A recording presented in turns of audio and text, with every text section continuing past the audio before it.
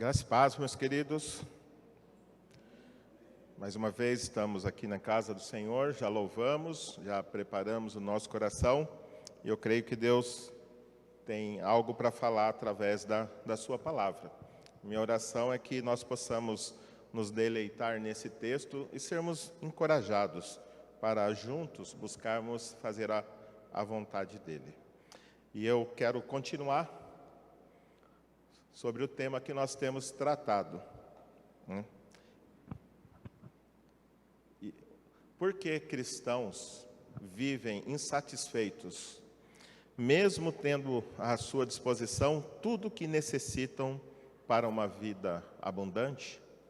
Porque muitos, mesmo dentro da igreja, mesmo em ministérios, mesmo servindo, quando você vai conversar com essas pessoas, parece que elas estão carregando um peso. Parece que o próprio Deus é o peso delas, porque elas não sentem prazer na adoração, não sentem prazer no louvor, não sentem prazer no serviço, elas não sentem prazer em viver a vida cristã normal.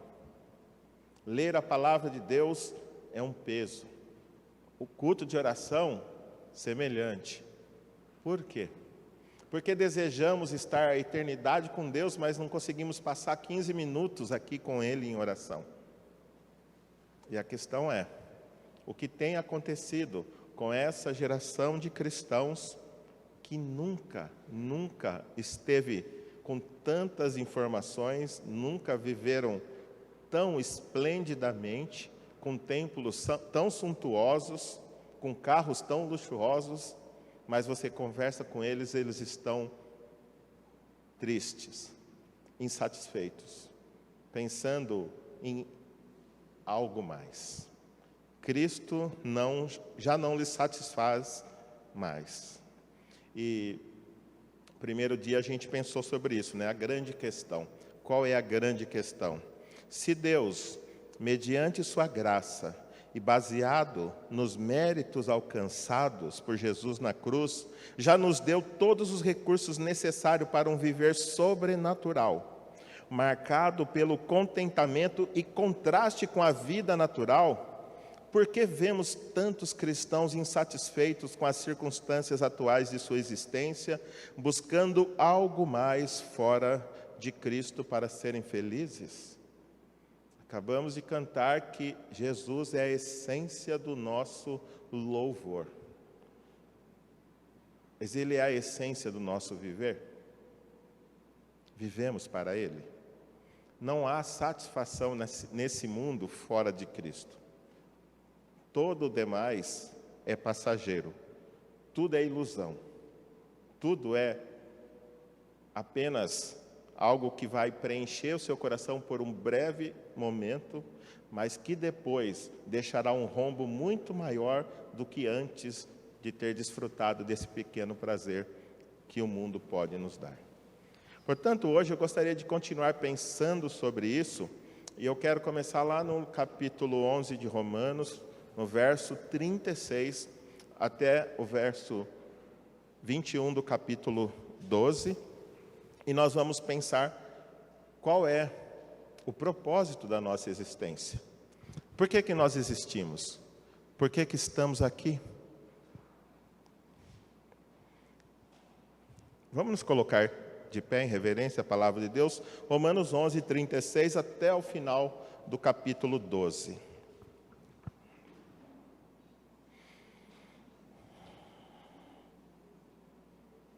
Todos acharam? O texto diz assim: pois dele, por ele e para ele são todas as coisas. A ele seja a glória para sempre. Amém. Portanto, irmãos, rogo pelas misericórdias de Deus que se ofereçam em sacrifício vivo, santo e agradável a Deus. Este é o culto racional de vocês.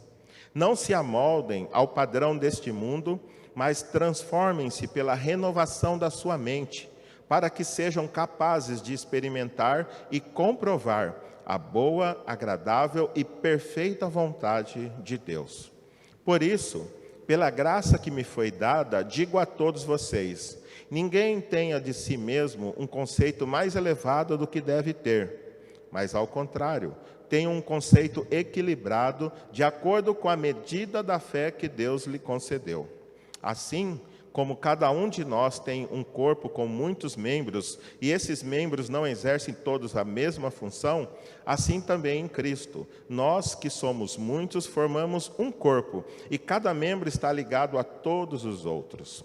Temos diferentes dons, de acordo com a graça que nos foi dada. Se alguém tem o dom de profetizar, use-o na proporção da sua fé. Se o seu dom é servir, sirva. Se é ensinar, ensine. Se é dar ânimo, que assim faça. Se é contribuir, que contribua generosamente. Se é exercer liderança, que a exerça com zelo. Se é mostrar misericórdia, que o faça com alegria. O amor deve ser sincero. Odeiem o que é mal, apeguem-se ao que é bom. Dediquem-se uns aos outros com amor fraternal. Prefiram dar honra uns aos outros mais do que a vocês. Nunca falte a vocês o zelo. Sejam fervorosos no espírito, sirvam ao Senhor. Alegrem-se na esperança, sejam pacientes na tribulação. Perseverem na oração. Compartilhem o que vocês têm com os santos em suas necessidades. Pratiquem a hospitalidade. Abençoe aqueles que os perseguem. Abençoem-nos, não os amaldiçoem. Alegrem-se com os que se alegrem, chorem com os que choram. Tenham uma mesma atitude um para com os outros, não sejam orgulhosos, mas estejam dispostos a associar-se a pessoas de posição inferior. Não sejam sábios aos seus próprios olhos. Não retribuam a ninguém mal por mal. Procurem fazer o que é correto aos olhos de todos. Façam todo o possível para viver em paz com todos. Amados, nunca procurem vingar-se, mas deixem com Deus a ira, pois está escrito: minha é a vingança, eu retribuirei, diz o Senhor. Ao contrário, se o seu inimigo tiver fome, dê-lhe de comer, se tiver sede, dê-lhe de beber. Fazendo isso, você amontoará brasas vivas sobre a cabeça dele. Não se deixem vencer pelo mal, mas vença o mal com o bem. Oremos, Pai. Em nome do Senhor Jesus, nós suplicamos que o Senhor abra o nosso coração, abra os nossos olhos espirituais para que possamos compreender a profundidade daquilo que o Senhor nos ensina nesse texto. Ajuda-nos também a nos esvaziarmos, a deixar de lado o nosso ego, o nosso preconceito, tudo aquilo que porventura impeça a Tua ação em nosso coração aqui essa noite, para que nós possamos sair daqui compreendendo o porquê de muitas vezes estarmos cabisbaixos e assim possamos experimentar a boa, agradável e perfeita vontade de Deus. E é em nome de Jesus que eu oro, Pai. Amém. Podemos assentar, meus queridos. Eu creio que a gente pode olhar para esse texto da seguinte ótica: entender o propósito de sua existência levará o cristão a desfrutar dos benefícios de se viver dentro da vontade de Deus.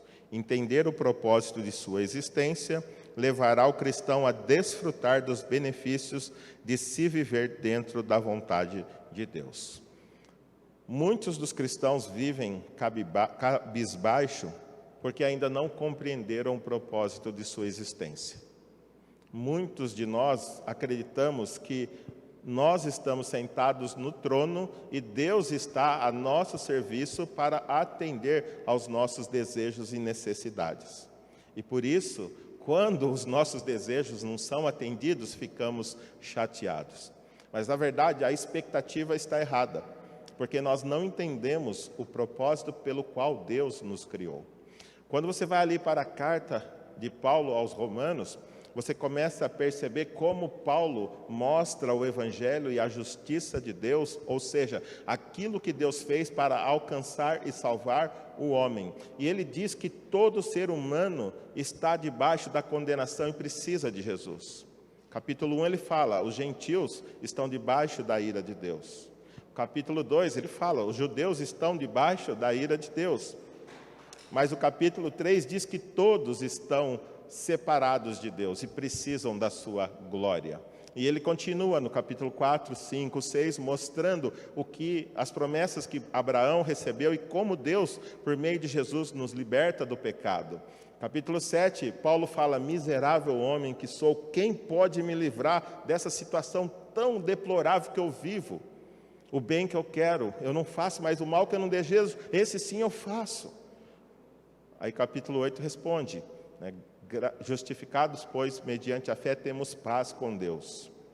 E aí ele continua, 9, 10 e 11, mostrando a soberania de Deus na salvação do homem. Já que é Deus que nos alcança por sua graça maravilhosa, então ele conclui o capítulo 11 dizendo, ó profundidade da riqueza, tanto do conhecimento como da sabedoria de Deus. Deus é extraordinariamente sábio e ele salva o homem pela loucura do Evangelho.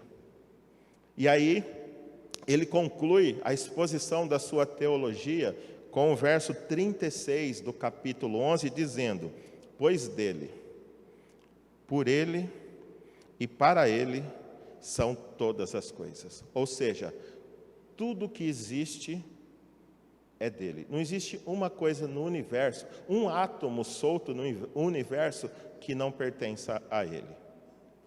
Também não existe nada que exista que não veio à existência por meio dele. E a razão, o propósito de toda e qualquer existência é ele próprio.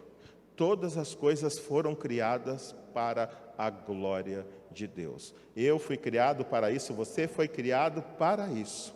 E sempre que eu e você não vivermos para esse propósito, que é mostrar o amor, a bondade, a graça de Deus sobre as nossas vidas e espalhar esse amor ao redor do mundo, nós vamos nos sentir vazios.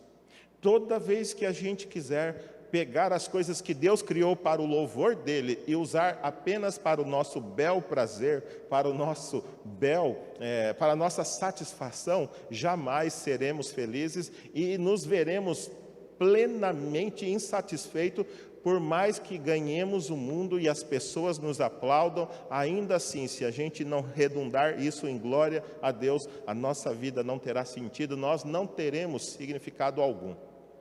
Nós não encontraremos satisfação nesse mundo.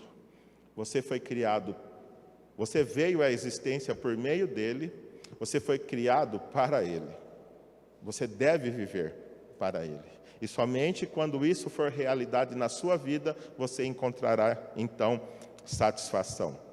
E Paulo termina o versículo 36 dizendo, a ele seja a glória para sempre. A ele seja a glória para sempre. É interessante que quando Paulo vai começar o capítulo 12, ele poderia falar assim, ó, Deus ele é tão grandioso, ele é tão majestoso, ele é tão poderoso, que ele poderia colocar o dedinho assim em cima de você e te esmagar se você não obedecer a ele. Ele poderia falar, ó, ele poderia mandar centenas de anjos para pegar você e fazer você obedecer a ele. Ele poderia fazer qualquer coisa. Mas olha que maneira extraordinária que Paulo começa o capítulo 12. Ele diz assim, já que Deus é tão sábio, tão grandioso, tão majestoso, criador de tudo e digno de glória, e Ele está se revelando a você dessa forma, então ele começa, portanto, ou seja, já que Ele é isso, irmãos, rogo-vos pelas misericórdias de Deus, que se ofereçam a Ele. De vez ele falar assim, ó, se você não obedecê-lo, ele pode te lançar no inferno. Se você não obedecê-lo, ele pode te matar. Não, ele roga pelas misericórdias de Deus. Deus é tão misericordioso na forma como Ele nos perdoa. Deus é tão misericordioso na forma como Ele nos alcança. que vale a pena eu e você pararmos para refletir e atentarmos para essa misericórdia.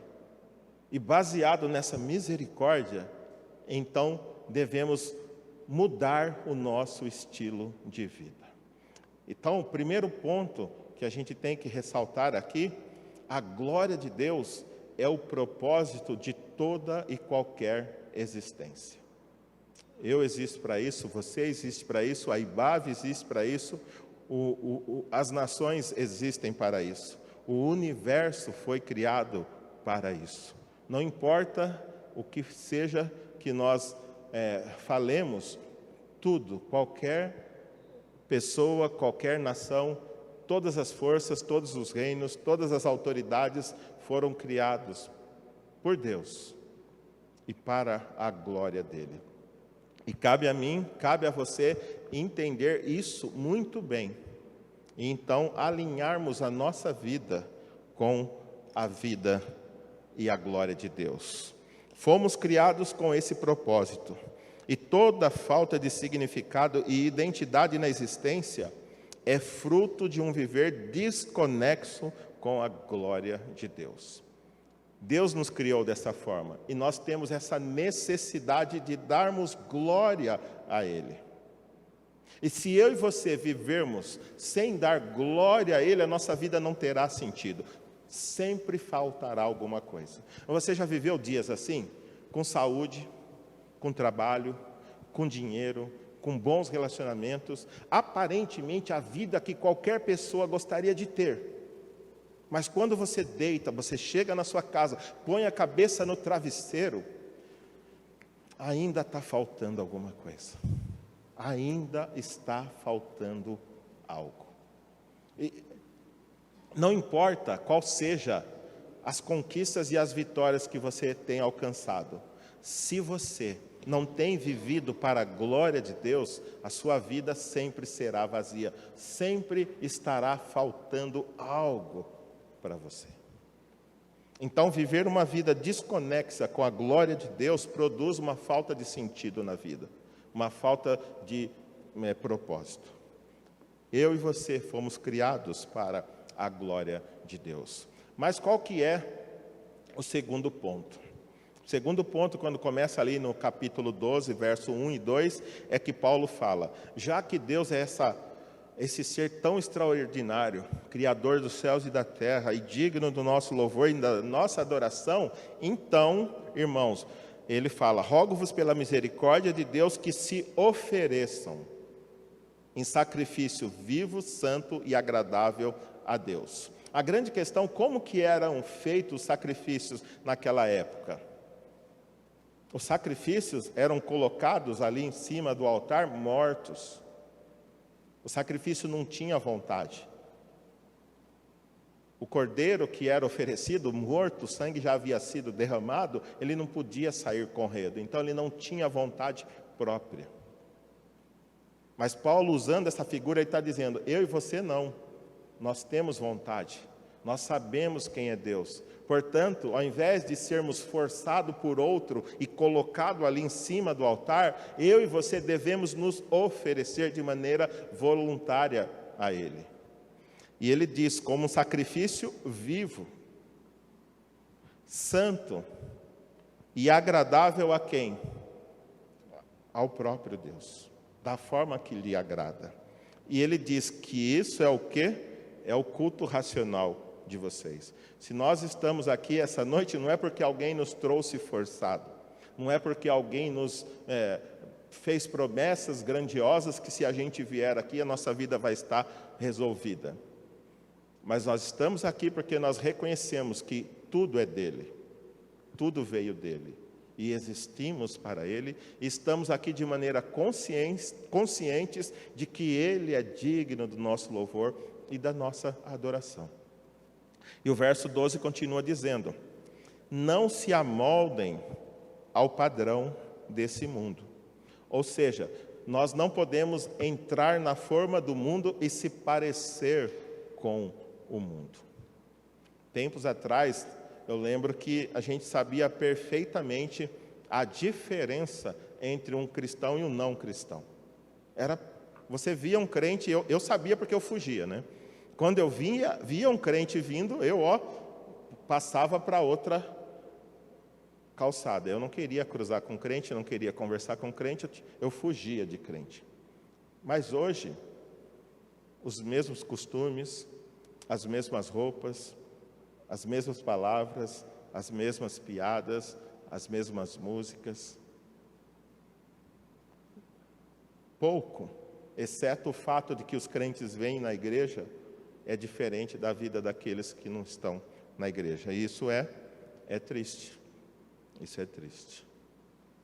O segundo ponto, a gente vai pensar que entender que existimos para Ele nos ajudará a consagrar-lhe nossa existência com uma nova mentalidade capaz de desfrutar a maravilhosa vontade de Deus. Muitos não são felizes porque não experimentam a vontade de Deus. Sabe, muitos têm medo de experimentar a vontade de Deus e ficarem cativos de alguma coisa que eles não queiram.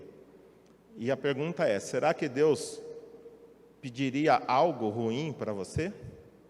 Será que Deus pediria algo que prejudicaria a sua existência?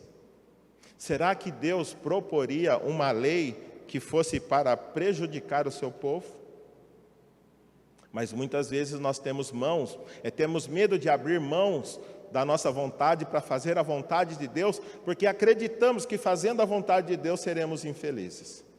Quando, na verdade, a gente viu a semana passada que o fruto de toda infelicidade que nós desfrutamos hoje é exatamente o contrário, é o fato de nós não fazermos a vontade dele.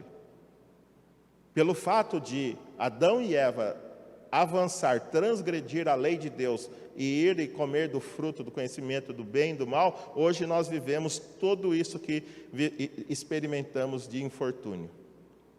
O fato de não dar atenção à voz de Deus e seguir fazendo a sua própria vontade é a fonte de toda a infelicidade que o ser humano desfruta aqui nesse país, nesse mundo.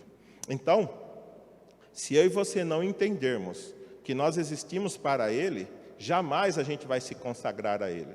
E não se consagrando, jamais vamos desfrutar e conhecer a sua bondade.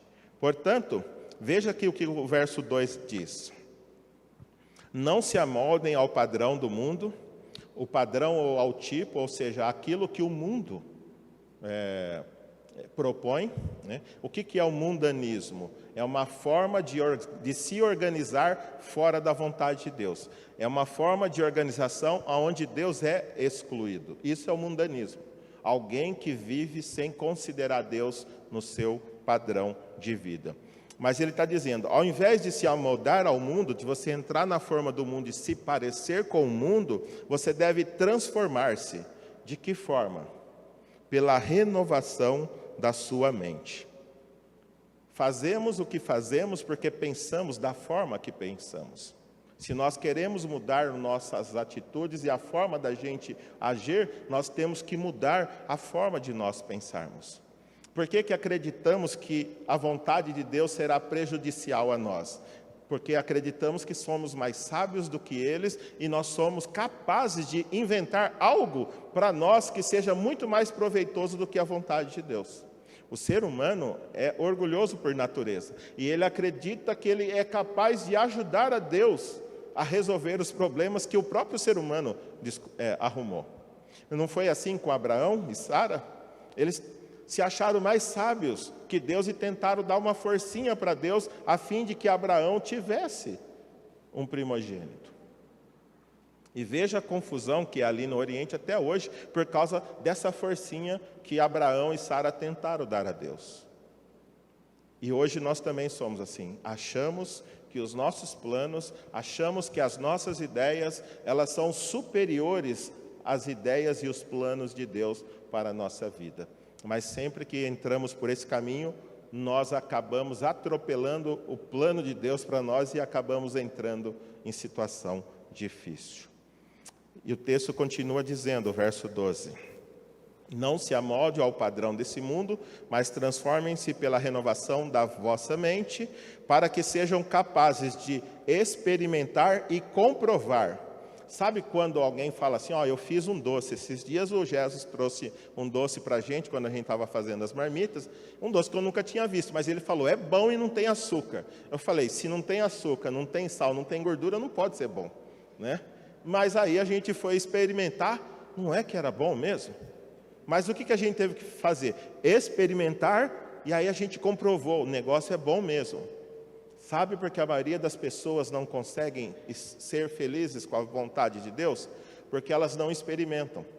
Elas acabam achando que a vontade de Deus vai tolir ela das coisas boas da vida que ela gosta de curtir. Então ela não vai para a vontade de Deus. Então, como ela não experimenta, ela não pode comprovar que ela é o quê? Primeiro, boa. E quando diz que é boa, ela nunca vai trazer prejuízo à sua vida. Não existe uma pessoa sequer no mundo que tenha feito a vontade de Deus e tenha saído no prejuízo. Não existe. Também diz que ela é agradável. Se você só começar a fazer a vontade de Deus, no princípio vai parecer difícil. Mas se você for até o fim, você vai ver que ela produz um fruto gostoso, prazeroso na sua vida. Mas também o texto diz que ela é perfeita. Sabe quando a gente fala, Deus, eu quero te servir, mas esse mas é o que estraga você de experimentar a boa, agradável e perfeita vontade de Deus. A vontade de Deus para a sua vida não precisa de retoque.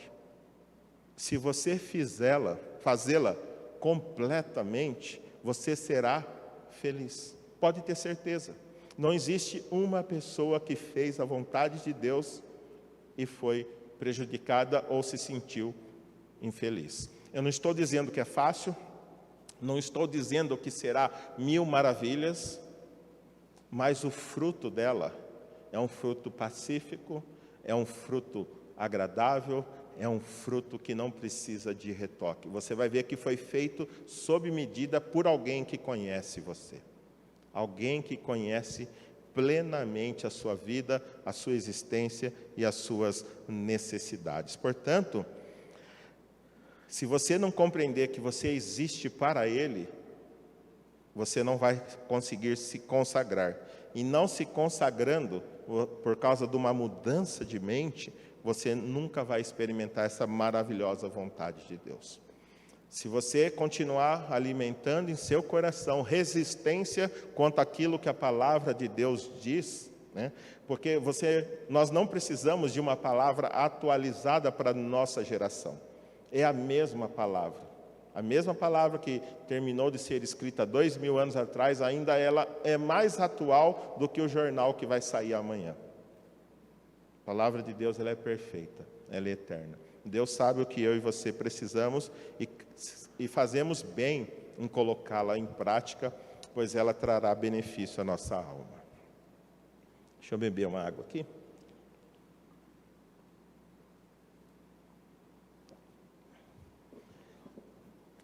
Esse é o segundo ponto que esse texto nos mostra. O terceiro ponto é o seguinte: entender que tudo tem a ver com a glória de Deus e não conosco, nos levará à humildade e zelo na administração dos dons recebidos graciosamente de Deus. Tudo isso aqui não tem a ver com a gente. Todo esse universo não tem a ver com a gente. Deus nos dá o privilégio de desfrutarmos das coisas que Ele criou. Ainda mais, Ele nos dá o privilégio de termos dons que podemos colocar a serviço dEle. Ele poderia mandar anjos pelos 4 cantos da terra anunciando o Evangelho. Mas Ele deu esse privilégio a nós. A nossa existência não tem a ver conosco. A igreja não tem a ver com a gente. Tem a ver com a glória de Deus. Entenda, isso é muito importante a gente entender. Sabe por quê? Porque às vezes a gente vem para a igreja e a gente fala assim, nossa, o culto foi tão frio hoje. Nossa, o culto, eu não gostei de nenhuma das músicas que tocaram hoje. Nossa, hoje o pastor não estava do jeito que eu gostava. Nossa, o violão estava muito alto, a bateria, o ar estava muito frio. E a gente vê defeito em tudo, como se o culto e tudo isso que acontece aqui tivesse a ver conosco, fosse feito para nós. E eu vejo às vezes muita igreja fazendo culto para agradar a plateia. Não, isso aqui não tem a ver com a gente, isso tem a ver com Deus. Nós estamos aqui para juntos glorificarmos a Ele, existimos para isso, fomos criados para isso, e devemos entender e viver dessa forma, para a glória de Deus. Olha que legal, começando no verso 3, diz assim: já que a gente tem que mudar a mente, ser transformado para não se amoldar ao mundo, então Paulo fala, pela graça que foi me dada, eu digo a todos, ninguém tenha de si mesmo um conceito mais elevado do que deve ter. Por exemplo, quem prega acha que é melhor do que quem está sentado, ou quem canta acha que é melhor do que quem toca, ou quem toca acha que é melhor do que quem está lá no som, ou quem está ali na recepção. E Paulo acaba com isso mostrando, gente, isso não tem a ver com a gente. Quem prega tem que pregar para a glória de Deus, quem canta para a glória de Deus, quem toca para a glória de Deus, quem está no som para a glória de Deus, quem recebe para a glória de Deus, quem limpa o chão é para a glória de Deus. Não importa o que seja feito, é para a glória de Deus. E assim Paulo iguala a todos, colocando todo mundo em pé de igualdade. Alguém já dizia que aos pés da cruz o chão é plano. Ninguém está acima de ninguém. Todos nós somos servos, todos nós estamos à disposição de Deus. E ninguém pode ter um conceito elevado a respeito de si mesmo. Eu sou o cara, né? Se eu não existisse, vocês estavam enrolados, né? Isso não pode existir na igreja. E ele diz assim, tenha um conceito, verso 3 ainda, equilibrado, de acordo com a medida da fé que Deus lhe concedeu. Assim, cada um de nós tem muitos membros, tem um corpo com muitos membros, e esses membros não exercem todos a mesma função. Assim também em Cristo, nós que somos muitos, formamos um corpo, e cada membro está ligado a todos os outros. Por exemplo, ele está falando assim, nós somos um corpo, mas temos muitos membros. Qual você deixaria eu cortar, a sua perna direita ou a sua perna esquerda? Nenhuma, por quê? Quem joga a bola com a direita, qual é mais importante, a direita ou a esquerda? Qual é mais importante, o ouvido direito ou o ouvido esquerdo? A mão direita ou a mão esquerda? 10 dedos você tem. 10 dedos, que tal cortar um? Não, a gente não quer, a gente valoriza todos os membros. Todos são de igual importância para nós. Nós zelamos por cada um deles, não zelamos? No nosso corpo? Sim. E Paulo está usando essa figura para mostrar que no corpo de Cristo, na igreja, é a mesma coisa. Todos têm o mesmo valor, todos têm a mesma importância. E aí ele continua ali no verso 6. Temos diferentes dons, sim, de acordo com a graça que nos foi dada. Por exemplo, quem está pregando não está pregando porque é melhor do que os outros, porque é uma graça que foi dada. Quem está cantando não está cantando porque é melhor, mas é porque foi uma graça. E Paulo diz assim, se tudo que você tem foi recebido, por que você se gloria como se não tivesse recebido? E aí ele fala, se alguém tem o dom de profetizar, use-o na proporção da sua fé. Se é de servir, sirva. Se é ensinar, ensine. Se é dar ânimo, que assim faça. Se é contribuir, que contribua generosamente. Se é exercer liderança, que a exerça com zelo. Se é mostrar misericórdia, que o faça com alegria. Interessante, eu nunca vi ninguém orando para que Deus lhe desse o dom de misericórdia. Já viu alguém falando, eu tenho o dom de misericórdia, eu quero ter o dom de misericórdia. Já ouviu alguém assim? Aqui está dizendo que é um dom. Cuidar da miséria da pessoa com o coração, né? Se sentir pelas pessoas menos favorecidas, é um dom que Deus dá. Então, quando a gente entende que tudo isso tem a ver com Deus, nós vamos ser mais zelosos ao administrar os dons que Ele nos deu graciosamente. Por quê? Porque dele, por Ele e para Ele são todas as coisas. E a última parte do texto mostra assim: entender que tudo tem a ver com a glória de Deus e não conosco, nos levará a oferecer o que o próximo necessita, não o que merece. Quando alguém pisa no seu pé, o que é mais fácil? Você falar, oh não, tudo bem, ou você pisar no dele? Qual que é mais fácil? Qual que é o natural? Qual é o natural?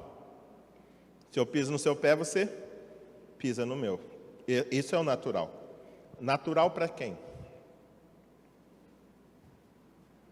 Natural para quem tem uma mente mundana. Porque por isso que ele começou falando, transformai-vos pela renovação da sua mente. Sem renovar a nossa mente, jamais seremos capazes de ter as atitudes que glorificam a Deus. Por quê? Porque a mente do homem natural acredita que isso aqui tem a ver com ele. Ele está aqui porque todo mundo tem que servi-lo. Mas na mente de Cristo, quando nós somos transformados pela renovação da nossa mente, nós passamos a compreender a boa, agradável e perfeita vontade de Deus, e aí começamos a servir uns aos outros com os nossos dons, e aí entendemos que precisamos dar para as pessoas o que elas necessitam, e não o que elas merecem. Será que Deus nos dá o que nós merecemos? O que vocês acham? Se Deus desse o que nós merecemos, certamente nenhum de nós estaria aqui. Com toda certeza, nenhum de nós estaríamos aqui. Mas Ele nos dá o quê?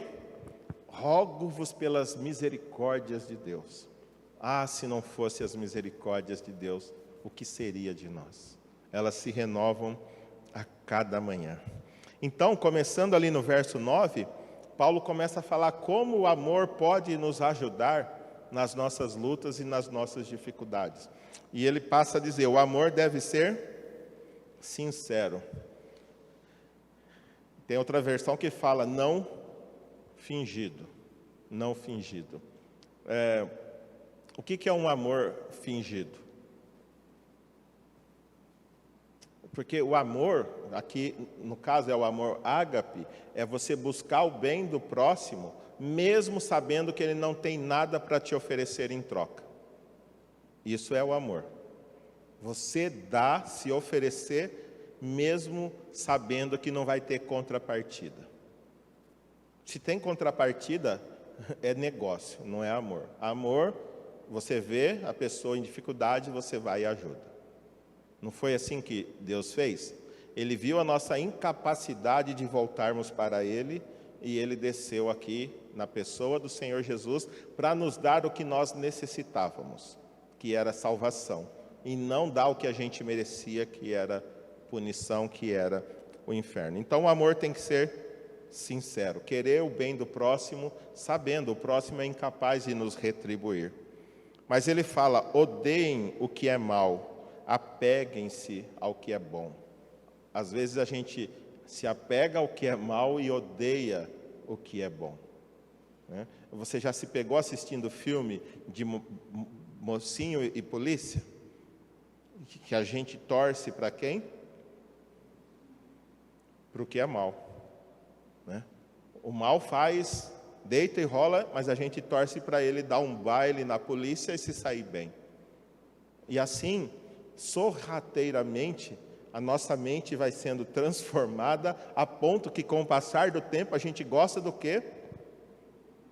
Lembra aquele, não sei se vocês já assistiram, Doce Vingança. As pessoas vibram, contam aquelas cenas de uma maneira tão vívida que quando a gente menos percebe, o nosso coração já está contaminado com isso. E a gente passa a torcer para o que é mal. E aqui diz, odeie o que é mal. Não importa a forma como o filme está mostrando. Se é contra os princípios da palavra de Deus, eu e você temos que odiar. O 10, dediquem-se uns aos outros com amor fraternal. Prefiram dar honra uns aos outros mais do que a vocês mesmos. Como isso é difícil, como a gente gosta de ser bajulado, como a gente gosta de ser elogiado. O 12, alegrem-se na esperança. Esperança é aquele sentimento que nos leva a acreditar que lá na frente tem algo melhor do que aquilo que nós estamos vivendo aqui. Sejam pacientes na tribulação. Perseverem na oração. Paciente é que tem uma paz que ela não é abalada pelas circunstâncias ao redor. E perseverar na oração é uma coisa que nós precisamos melhorar e muito. Independente das circunstâncias, continuar orando. O 13, compartilhe o que vocês têm com os santos em suas necessidades. Pratiquem a hospitalidade. Dividir o que nós temos, praticar a hospitalidade é algo que Deus espera de nós.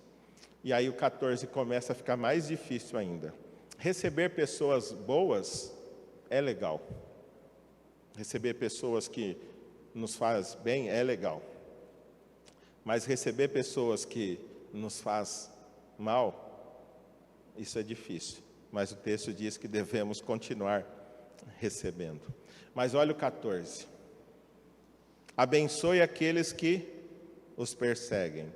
Abençoem-nos, não os amaldiçoem. Alguém está te perseguindo e você ainda abençoar ele. A nossa tendência natural é o quê? Amaldiçoar. O 15.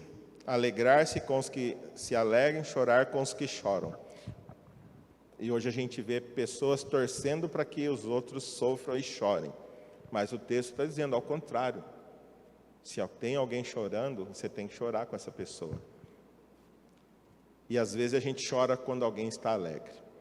A gente se alegra quando a pessoa está chorando e chora quando a pessoa está alegre.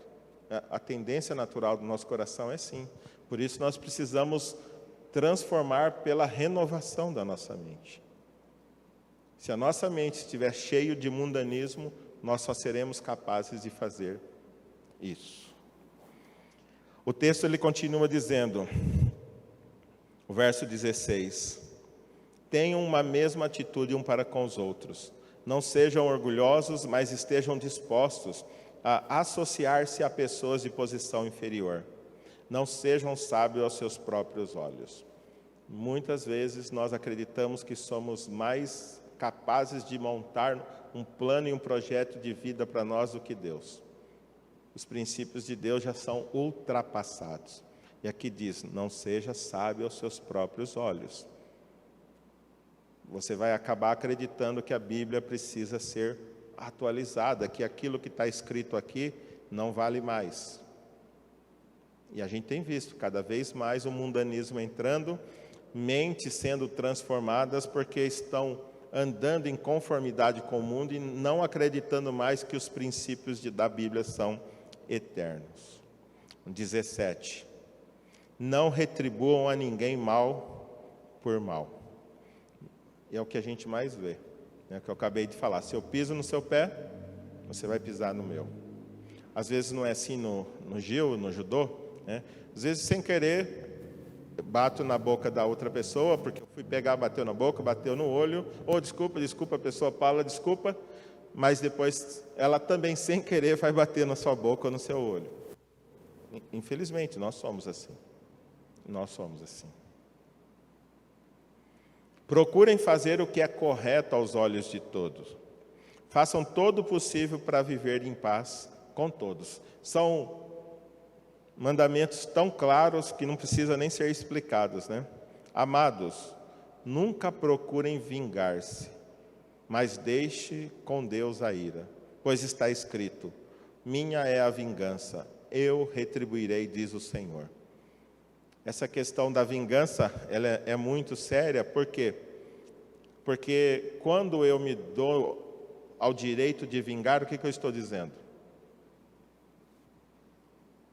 porque eu não estou nem aí para o que Deus diz. O Deus diz, pode deixar comigo que eu vou cuidar de você e eu vou vingar.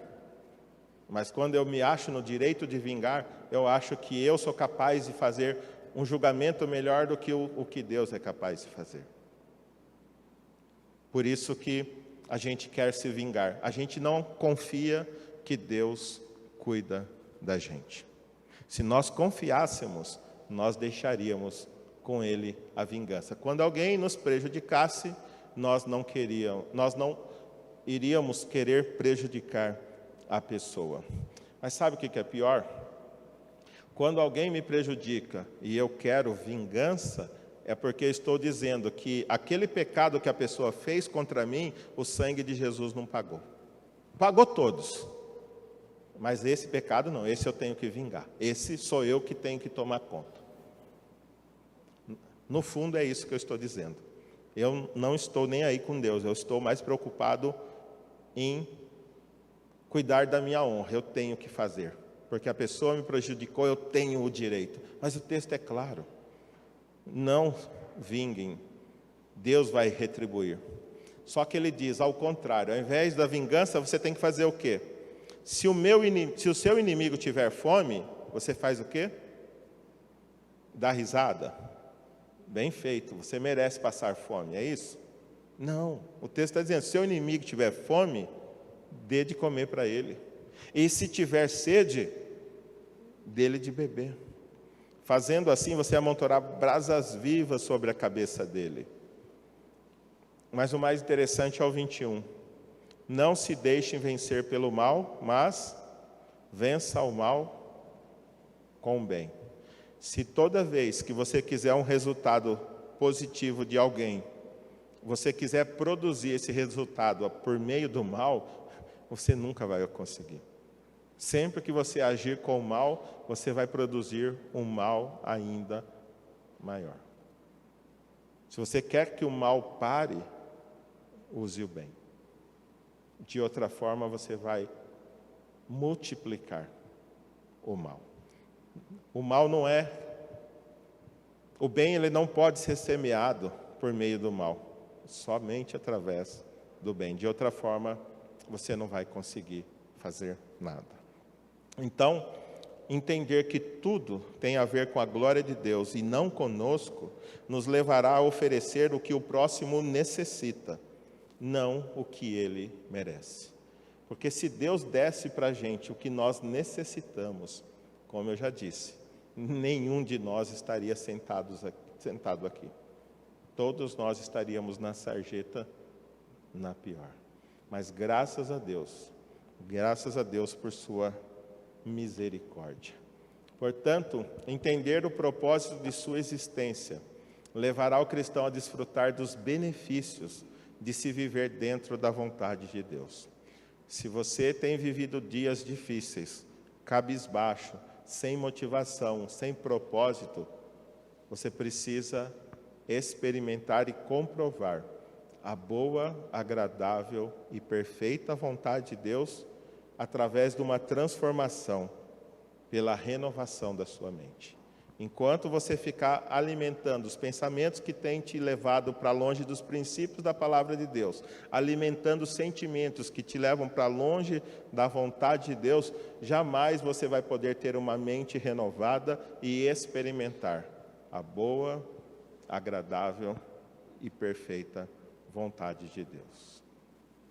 Portanto, imagine que aquele círculo é a vontade de Deus. E aí eu só li Romanos 12 e coloquei tudo que tem relacionado com a vontade de Deus só dentro desse texto. Imagina se fosse a Bíblia inteira. Então, dentro de um pequeno texto que tem a ver com a glória de Deus, começando lá com a glória de Deus, tem a consagração, tem a mente de Cristo, boa e perfeita, agradável vontade de Deus, humildade, diligência nos dons, amor sincero, ódio pelo mal, apego pelo bem, amor fraternal, honra ao próximo, zelo, fervor, alegria na esperança, paciência na tribulação, oração, generosidade e hospitalidade, abençoar sempre, nunca amaldiçoar, altruísmo, não retribuir o mal, procure a paz, nunca vingar, Deus é o vingador, vencer o mal com o bem. Então, se você quer viver dias tranquilos, dias em paz, por favor, você precisa andar dentro dessa vontade. Não importa para onde você vá, para a direita ou para a esquerda, se você sair de dentro da vontade de Deus, você vai só colher corrupção. Você vai colher frutos da carne que certamente vai destruir a sua alegria, a sua satisfação, o propósito de Deus para a sua vida. Então, tudo que está escrito ali são coisas contrárias à vontade de Deus. Vanglória, culto irracional, mundanismo, vontade da carne, orgulho, incredulidade. Então, a questão é, se você sair tanto para a direita ou para a esquerda, você não vai conseguir ter uma vida satisfeita, uma vida que é regada pela graça de Deus. Se você tem vivido dias assim, você precisa então voltar para a vontade de Deus. Ou você vive ali dentro, ou você vive fora. E aí cabe a você pensar, qual é o melhor? Qual é o melhor? Muitos têm medo de se render a Deus porque acreditam que se renderem a Deus, vão ser usados pelas pessoas que estão ao seu redor. Você acha mesmo que Deus deixaria alguém que está se rendendo à vontade de Deus ser usado por alguém que não está na vontade de Deus? Até sim. Lembre José. José foi prejudicado pelos seus irmãos, mas mesmo quando prejudicado pelos seus irmãos, os seus irmãos só fizeram aquilo que Deus já tinha pré-determinado para que José fosse governador do Egito. Quando José não quis se deitar com a Potifera, aquilo só levou ele para a prisão, porque lá na prisão teria um padeiro e um copeiro que seria ajudado por José, mas o copeiro esqueceria José por 2 anos. Depois de 2 anos, mais de 2 anos esquecido ali, então José foi para se tornar governador do Egito. Se você estiver dentro da vontade de Deus, não precisa temer o que as pessoas farão com você. Deus é o seu ajudador. Deus é o seu vingador. Deus é o seu protetor. Não importa, não importa. Não vingue, não retribua o mal com o mal, porque Deus estará envolvido com a sua existência.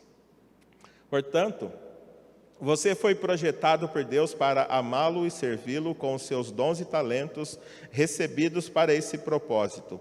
E nunca será tão feliz quanto quando estiver vivendo para a glória dele. Se você não tem vivido dias felizes, procure encontrar em Deus o propósito para o qual você foi criado. Certamente, vivendo para Ele, servindo a Ele, usando os seus dons e talentos para a glória dEle, você será feliz. Você foi projetado para isso. E o seu coração não vai sossegar enquanto você não estiver vivendo para isso. Quando você estiver vivendo para isso, o seu coração vai encontrar paz e satisfação. O maior impedimento para se experimentar a boa, agradável e perfeita vontade de Deus é uma mente, eu mudei, mas não mudou ali, entulhada, não, ele conseguiu mudar, o meu aqui que não mudou, entulhada com o mundanismo. Se a sua mente estiver entulhada com o mundanismo, você jamais vai ser capaz de se entregar a Deus para experimentar a boa, perfeita e agradável vontade dEle. Portanto, avalie suas crenças, motivações, valores, sonhos, projetos de vida e alinhe-os consagrando a Deus plenamente a sua existência. De outra forma, você não vai experimentar e não será feliz. Mude, deixe Deus transformar a sua existência para que você encontre o propósito, a boa, perfeita e agradável vontade dEle. Terceiro, a falta de tempo para se consagrar a Deus é porque está ocupado demais com coisas erradas. Essa frase a gente ouviu ali durante a semana na comunidade catalisadora. Viver para a glória de Deus é o melhor investimento que pode fazer de seu tempo.